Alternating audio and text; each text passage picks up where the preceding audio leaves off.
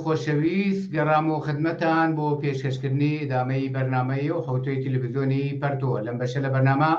داوەتمان کردووە لە ئەومانی گودازگەر ئەندامی کۆمیتەی کوردستانی حیزبی حکمەتیز قسە و باسەکەین سەبارەت بە کەیسی کوشتنی خواناسووریا لە چەمچەماڵ. پێشەوەی پرسیارەکانم ئاراسە بکەم هەمانی گودازگەر ئەگەر دەنگی بنەبیسی خۆشاتی بۆ بەرنامەی تەلەڤیزیۆنی پەرتۆ. زۆر سپاس دەکەم هاوڕێ بۆ ڕێز و سڵام هەیە بۆ خۆت و هەروەها بۆ بینەرانی خۆشەویست و هەروەها کە ناوی خواناس بر لێرەوە سەرخۆشی خۆم لەلایەن کۆمیتەی کوردستانی حیزبی حکمەتیستەوە ئاراسەی کەسوکار و خانەوادەی ئەو قوربانیەکەم. زۆر سپاس بۆ تۆش هەمانی گودازگەر هەروەکو تۆ ئاگاداری لەو منتەقەیە لە شوێنێک بە ناوی خاوەرمیانە وڵاتانی ئیسلامی عێراق ئێران کوشتن و جەنایەت بەدەستی دەوڵەتەکان هیچ هەر عەشیرە و قوڵەمەلا و داعشێکی شەڵەسێ بۆ خۆی ئینسانی ئازادی خواز و بەرابەری تەڵەب بە کەیفی خۆیان دەگرن و دەکوژن. هەروەکو ئاگاداری لە حەوتوی ڕابردووە لاوێکی جوان بە ناوی خواناسووریا لە چەمچەماڵ بەدەستی داعشیەکان کوژرا.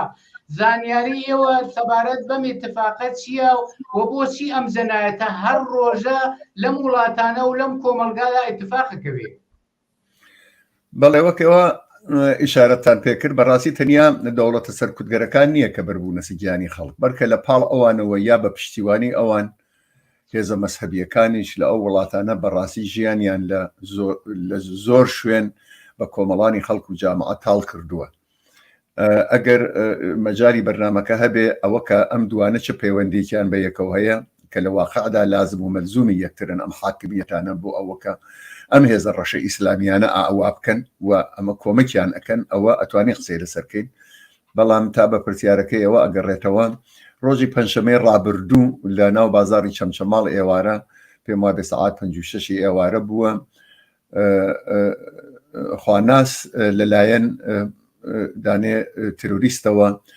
بە دەمانچە دەگولێ پێ و ئەنرێت یانێ تەسمیمی ئەم بکوژە قەتعی بۆ ئەوە کە ئەو حتا بە برینداریشدا نەکەوێت هەر لەبەر خاترەوە دەگولە بەسەر و بە سینک و بە ئەمانیەوە ئەنێت لە بەرچاوی خەڵکەوە. خواناس 25 ساڵ عمری بوو جوانێکی ڕۆشن فکر و هونەرپیشەی شانۆ بوو لە تەئاتراکایە ئەکرد بەعزە ئێستادارگەری تریکی وەکو نەقاشی و ئەمانە هەبوو بەڵام بۆ خەڵکی شار ناسرا بوو وەک جوانێکی ڕۆشنبیر و مدافعی ئازادی بەیان و دفاع لە مەدەنیەت و بەرحاڵ ژیانی ئازادی ئینسان. ئەو ماوەیەکی زۆر لە دەرەوەی کوردستان بوو هاتووە کە سەر کەسوکارەکەی بدا خانەوادەی مناڵێکی چکۆلەی هەیە کە لە ئەم گیرۆدارە لە ماوەی ڕابردووە لەلایەن ئیسلامیەکانەوە ئەکەوێتە بەر تەبلیغاتی شوم و تەبلیغاتێکە دژی گیانی بوو کە متەئەسفانە ئەنجام بوو بە ئەوە ئەنجامەکەی کە گیانێکی لێ پسەندرێن. لە ئەو مدەتا ئیسلامیەکان لەبەر خاتر ئەوە کە بنیامێکی حڕ و ئازادە بوو بنیامێکی ئیمڕۆیی بوو بنیامێکی بوو کە لە ئازادی بەیان و عەقیدە دفاعیە کرد لە ئەم رابطەیە چەندین ڤیدیۆ و فیلمی پڕۆ کردووە لە دنیای مەجازیە بڵاوی کردبووە کە هەر کەسێ ئەتوانێت عەقیدەی خۆی هەبێ هەر کەسێ ئەتوانێت دینی خۆی هەبێ هەر کەسێ بەڵام هەر بەو شەرتە کە هەر کەسێ ئەتوانێت دین و عەقیدەی خۆی بێ ئەگەر کەسێکی هیچ عەقیدە و دینێکی نەبێ کەس بۆی نییە کە دەست درێژی بۆ بکات و نازانم بە ئیسلاح هەڕەشەی گیانی لێ بکات و ئەمانە یعنی قسەگەرێکی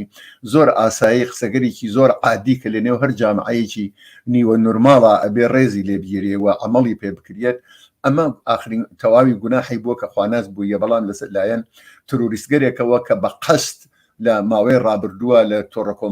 کۆمەڵایەتیەکانە و حەدا لە مزگەوت و لە ناو خۆیانە تەبلیغیان عەلەی کرد بە مشەخەسی عەلەی شەخسی ئەو کرد ئاخری سازمانیاندا بە کردەوە و بە عەمەڵان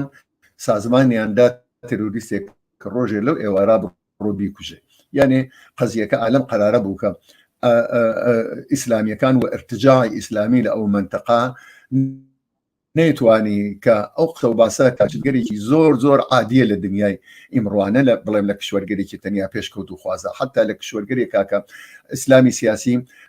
حاکمە ئەم قسانە بەرحاڵ زاهرەن لەلایەن هەموو کەسێکەوە قبوڵ ئەکردیە لەبەر ئەوە کە ئەو باسی ئەوەیە کرد ئفشاگەری ئەکرد لەسەر ئەو کەسانە واتون ڕەوی ئەکەن و مخالفانی خۆیان هەڕەشە لێ ئەکەن و ئەمانەوە بە نمونەی مشخص ئیسلامیەکان و مەلاکان و چەند مەلای مشخص بە تایبەت لە جنوبی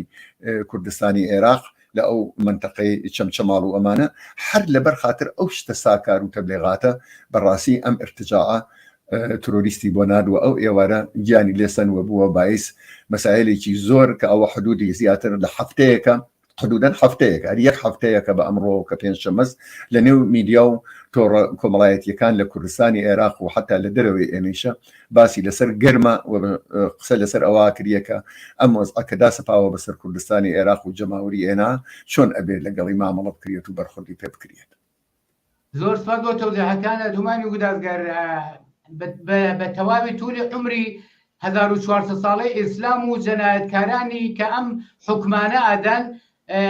ئەو کەسانەی کەم حکومانادەن جالیبیەکەی ئەوەیە کە خوان هیچ کات حاضر نین بڕۆنە و کارە بکەن ژیان و ئاسایش و ئەمنیەت و خۆشگوزەرانی و هەر قوڵە مەلایەکە بینی لەو کۆمەلگا سێ چوار دانەژنی هێناوە و سەروەت و سامانی ناوە بە یەکۆ باغ و باغاتیەیە بەڵام لە مزگەوتەکان کۆمەلگا تەهیجەکەن و کەسانێک گەچنم حکومانە ئێجراکەن کە ئەسڵ خودی ئەم کەسانە نین کە حکومەکان سادرەکەن پرسیارەکەی منەمەدا چ کەسانێ لە پشتی ئەم جەنایەتانەوەن و چ سیستم و قانونێ دەبێ ئەم جەهالەت و وەحشیگەریە هەوسار بکە و ئایا شتەیەک بە ناوی دەوڵەت چه دەوڵەتی حکوومەتی هەرێم یا عێراق یا جمهوری ئیسلامی کە بە تەجروبە سابق وە عاملی ئەسڵی ئەم جەنایەتانە ئەمانن مادام ئەمانە کارێک ناکەن ئایا ئەرک و وەزایفی کۆمەلگا بۆ هەوسارکردنی ئاوا کردەوایەک دەبێت چ بکەن ئەم خەڵکە چۆن مەهاری بکەن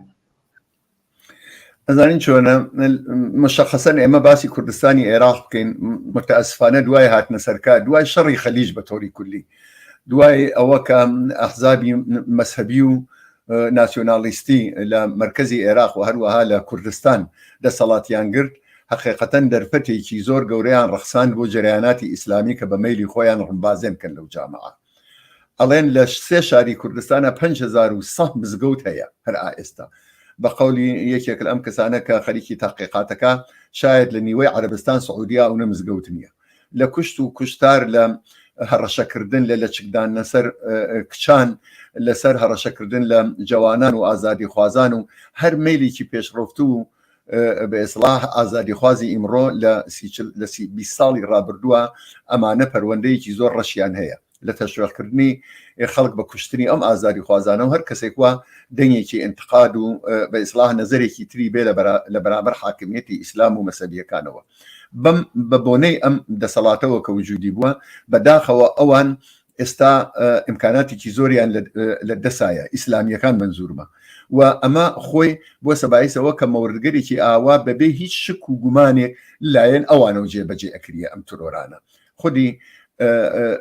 خواناس لەلایەن چەند مەلاوە کە یەکێک لەوانە مەلا هەر لەتیفیا خودی مەلایەکی ترەکە ناوەکەیم لە بیرەوە چوو مەلا هەڵۆ غێری مستەقیم هەڕەشەی کوشتنی لەسەر کرا بەڵام وەک تۆ باست کرد ئەمانە خۆیان دەست نادەن بەو کارە بۆچی بۆ ئەوە ئەلا ڕەغمی ئەوەکە ئەو هەموو دەسەڵاتیان بەدەستەوەیە ئەو هەموو ئیمکاناتیان بەدەستەوەیە ئەو هەموو حکوومەتی یارمەتی داون ئەلا ڕەغمی هەموو ئەمانە بەڕاستی هەن لە حاڵەتی بحرانیە هەن لە حاڵەتی زەحفە اعتمادیان حتا بەخۆیان نییە بۆچی بوو ئەوەکە ناحەقن هێزێکی ڕەشن بەرامبەر بە ئبتدایترین مەیل و خواستی کۆمەلگا کە عیبارەتە لە ئازادی بەیان بەرامبەر بەوە وەستاون هەر بۆیە دەسەڵاتی فرعجایبیان لە ئەم بارەوە نییە ئەتوانم بڵێم کە ئەم ترۆرانە نەتیجەی لاوازی و شکست و بێئەعتمادی و بێئەعتباریانە لەناو کۆمەلگا کە بەو شێوە ترۆری ڕەش ئەکەن لە تەواوی دنیا و تاریخا وا بووە خودی ترۆری ڕەش نیشانەی ئەوەسە کە تۆ لە کۆمەلگا برەوت نییە کە تۆ بە عەلەنی ناتوانانی قسەی خۆت کرد بە عەلەنی ناتوانانی قسەکانت کرد مەجبوری لە خەفا بیکەیت مەلا هەڵۆی شەر عینی ئەوەیە کردووە باقی مەلاکانی عینی ئەوەیانە کردووە بە کنایە و بە ئیشارە دەستوری قەتڵی ئەم کوڕیانەداهی خواناس تەنانەت ئەم کەزەوا بۆ کوژە 2 هەفتە لەوە پێش لە ماڵی خودی ئەم مەلا هەڵوا بووە بە ئیقراری شایدێکی زیندوو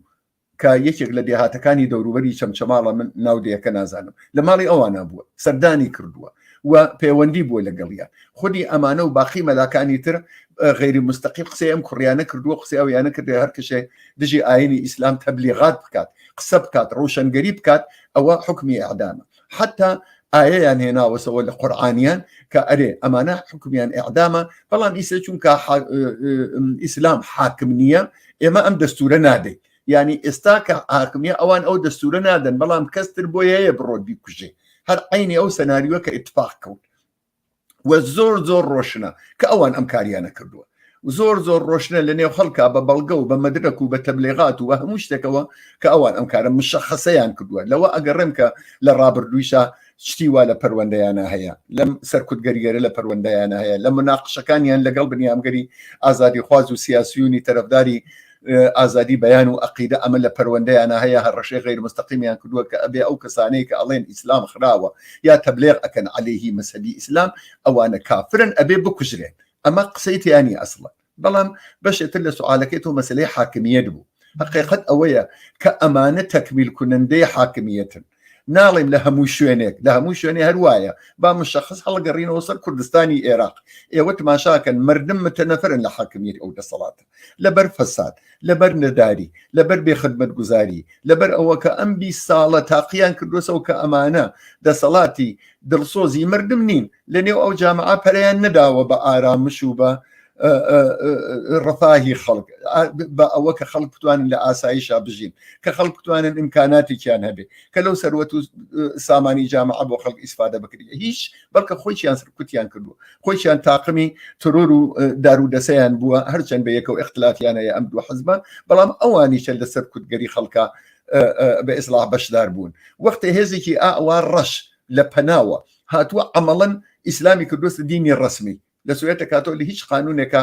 شاید من لە قانونی عێراق نازانم، تۆ ناتوانانی ئەوە باس بکەیت، یا ئەلە هینی شیعە هەیە هینی ئێران، تۆ ئەمان دوو فاکتۆ لە کوردستانی عێراقا ئیسلامیان کردەسە قانونی ڕسمی، هەر کەسی عەلەی قسە بکە ئەڵێن عەلەی قانون قسەی کردە. ئەوە ئەم حاکمیەتە هیچ ناڵێ. دوومەن خودی ئەم ترۆر و ئەمانە بە مەیلی حاکمیەتی دەسەڵاتداری ناسیۆنالیستەکانە لە کوردستانە، چونکە چاوەترسێنی جامعاکە، چونکە واداریانەکە بە پاشەکوشێ و خودی ئەمە تەنیا بە نەفعی ئیسلامیەکان نییە، بە نەفعی و حاکمیەتی چیسە کە خەریکن بەرامبەری تەزاوەراتەکەن، کە پێ ئەڵێن فاسد، کە پێ ئەڵێن ئەبێ لاچێ لەسەرکە، کە لە ئینتخاباتەکەیە کەمتر لە 50% شرکت ئەەکەن، خۆیان ئەزانن کە فشاریان لەلایەن جامعەوە بۆ هاتووە. بەڕاستی ئەم کردەوە تروریستیانی هێزە تروریستەکانی ئیسلامیەکانیش پاڵپشتی ئەم حکوومەتەیە، ئەوان پێیان خۆشە. هەر لەبەر ئەوە من شتێک لێرە ئیشارە پێ بکەم، هەر بۆ ئەم مەوردە مشەخەسە لە جیای قانون و فڵان و ئەمانە ببن و تاوانکار و ئەو کەسانی وا لە پشتیەوە هەن ئەفشایکەن و بێرنی سەرانی بانی یەکێتی نیشتمانی کەوتونەسە وەسەت و مەعامەڵەگەری بۆ ئەوە کە لە بین خانەوادەی خواناس و لە بین ئەو کەساوە قاتڵی خواناسە تروریستەکە گەرەکیانە بە شێوەی عەشایری و بە شێوەی دواکەوتوی ڕابردوو بە ئیسلاح خوێنەکە خۆش کرد، ینی ئەو بکەن بە من ئاورا و تەواو بوو. ئەمە یانێ چی؟ ئەمە یانی ئەوە کە دەستی تروریستانی بەعدی باز ئەکا، یانێ تەشویقیان ئەکا، ئەڵێ وەرن بکوژن ئێمە ئەکەوینە بین بە پارە و بە فڵان و ئەمانە لێتان خۆش ئەبن و تەواو ئەبێ. ئەمە یانێ تەشویقی ئیسلامیەکان. جا منزورم ئەوە بڵێم کە ئەوەی کە هەڵگرێتەوە حاکمیەت لەوێ خۆی لەوێ نەفعەبا لە منوعە ترۆرە، خۆی لەوێ نەفعەبا لە ئەم تەبلیغاتە ڕەشە، خۆی لەوێ نەفعەبا لە ئەم سەرکوتکردنی ئازادی بەیان و عەقیدە لە کوردستانی عێراق. و ئەمە مشکلەکەیە، ئەمە مشکلەکەیە کە تۆ لەوێ لە جیای ئەوە قانونێکە پێدەڵی پێخۆشکەی بڕۆی خودی قانونەکە و حکوومەتەکەی مەشمولن لە ئەم سەرکوتگەری و لە داسەپاندنی ئەم وەزعیەتە ڕەشە. ئەمەیە مەسەلەکە و هەر لەبەر خاتر ئەمە وەزیفەی تەیفی ئازادی خواز لە کوردستانی عێراقا زۆر زۆر سەنگینترە، تەنیا عەلەی ئیسلامی سیاسیەکە نییە. وەختی عەلەی ئیسلامی سیاسیەکە تۆ خەریکی خەباتکەی مستەقیمەن عەلەی دەوڵەتی هەرێم و حکوومەتی عەشیرەتی دووە حزب کە خۆیان سەرکوتگەرن خەریکی مبارزە ئەەکەی. بۆیە بۆ ئەمە ئەبێ ڕاکاری جەماوەری هەبێ، ئەبێ ڕەوشەنگەری هەبێ، ئەبێ ئەمانەت ڕسواتر لەوە بن کە ئیسە هەن بە تەوری واقعی دیارە بە پۆڵ و بە ئیمکاناتی مادی بەعزە بەشهایەکی چکۆلێ لە جامعەیان کردەسە خۆیان بە تەوری واقعی بەداخەوە، بەڵام ئەبێ بەرامبەریان کارهایە بکرێت. زۆر سپاس بۆ تەوزیحەکانت هومانی گودارگەر، هەر وەکو بۆ خۆت بە وردی ئیشارەت پێکرد.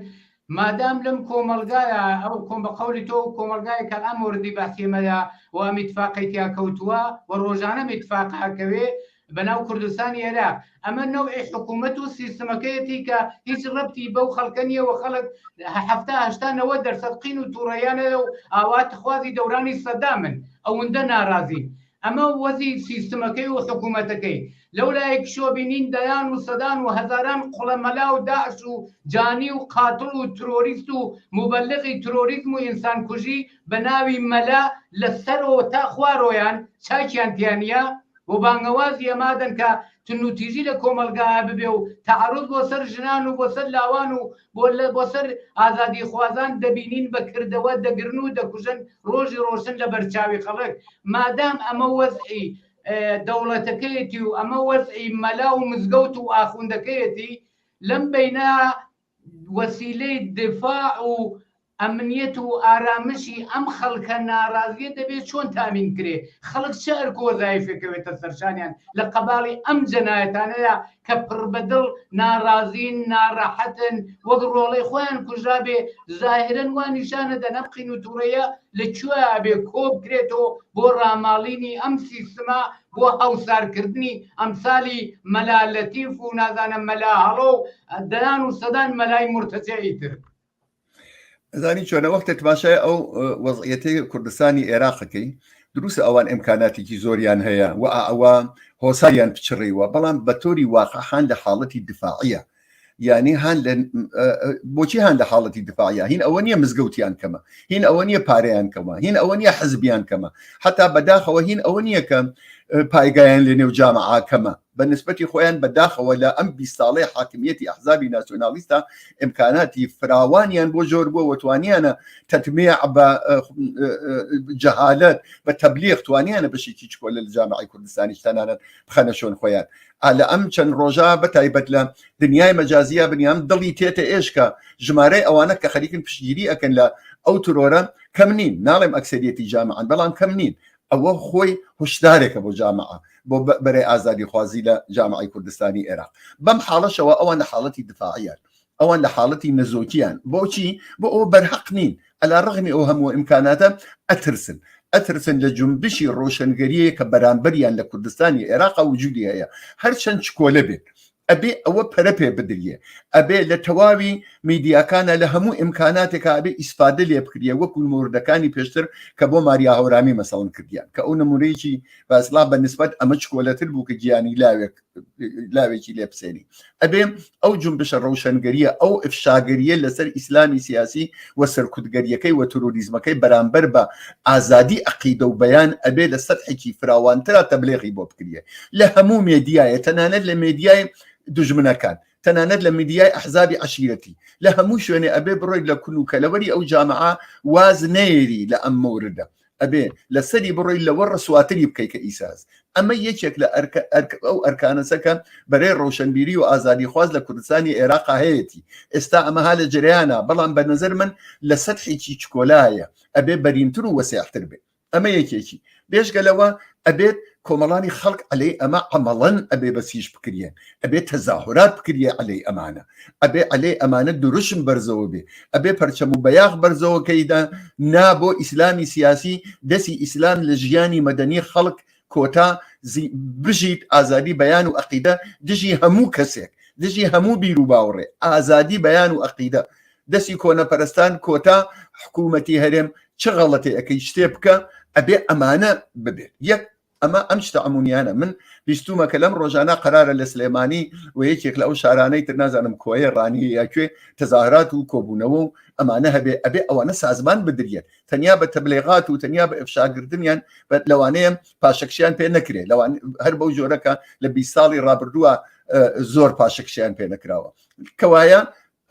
فشاری اجتماعی فشاری شقام هاتنە سەر خیابان و تەزاهرات و پەیوەستکردنی جەماعەتێکی زۆر لە خەڵکی ئازادی خواز و بەئیسڵاح مەدەنی کە ئەیانەوێ جامعەیەکی سالم و ئاسوودە وجودی بێ کە هەر کەسێک بتوانێت بیر و ڕای خۆی بە دوور لە هەر فشار و ترۆر و تهدیدێک بەئیسڵاح دەرببڕێ ئەمیشە شتێترەوە هەیە و ئاخرین قسەم لە موردی ئەم کەیسە مشخصەوە بە هیچ جۆرە نابێ بێڵن بە پادرمیانی بافڵ تاالبانی و ئەو دانەکەیتر بە شێوەی عشیرەی و خوێن خۆشکردن لە بین خانەوادەی خواناس و ئەو بکوژا مەسلەکە فەیسەڵە پەیاکە چۆن ئەوەڵەن هیچ ئەمە لە خۆیان شتێکی جەنایەتکارانەیە بۆ خۆی تەشوێقی تروریستانی بەعدیە کە ئێمە بە دینار و بە دولار ئێوە نەجات ئەدەین وەرن بازم بە گوێ مەلا هەڵۆ بکەن و مەلافڵانە کەس بکەن لە واقعا تەشوێقکردن و ئیدامەدانە بازم بە تروری ئازادی خوازان و بە ئیسڵا هەڵچنینی مەودا بە سەفی ئازادی خوازی و بەرابری تەڵەبی ئەمانە چتگەرێکە حەدە ئەقل شتێکە چتگەرێکە کە بەرای ئازادی خواز لە کوردستانی عێراقا ئەبێ بیکات و بەرەو پیری بچێت. زۆر سپاس زمانی گودازگەر وەختەکەمان تەواو بووە گەنا پرسیارم زۆرە سپاس بۆ تەوزیحەکان و بۆ بەشداری لەم بەشە لە بەرنامەی ڕۆی تەلەڤیزیۆنی پەرتۆدا. زۆر مەمنون. سپاس. بینەرانی عزیز و خۆشەویست بەم جۆرە هاتینە کۆتایی ئەم بەشە لە بەرنامەی ڕۆی تەلەڤیزیۆنی پەرتۆ داوەتەکەم بینەری ئیدامەی بەرنامەکان بن. کات و ساتێکی خۆشتان بۆ ئارەزووەکەم.